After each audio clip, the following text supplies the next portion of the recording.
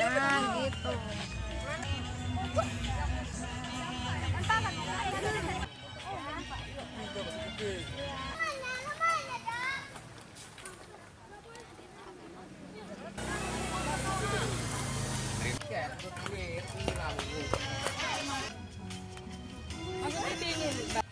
Oke.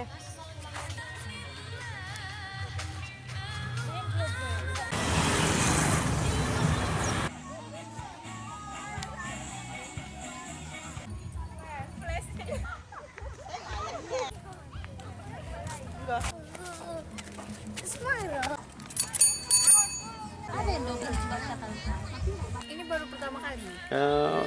Dari mana Adek mengetahui? Singkohor. Dari Singkoro. Bagaimana tahu dari ini tempat ini? Di sini kan banyak dari sosial media, dari teman-teman semua, dan juga kan pernah masuk di dalam TV. Oh gitu. Dengan siapa kemarin? Dengan kawan-kawan semua. Kawan-kawan ya. Kesannya bagaimana setelah nyampe di tempat ini? Kesannya lumayan sih, karena di sini kan bisa memanfaatkan lahan-lahan kosong jadi tempat wisata dan menambah pemasukan untuk yang menciptakan tempat ini. Jadi kan menambah juga nama dari Aceh Singkil ini ada tempat wisata yang bisa dikunjungi untuk warga-warga sekitar di bagian terjangkau. Oke, harapan Adek?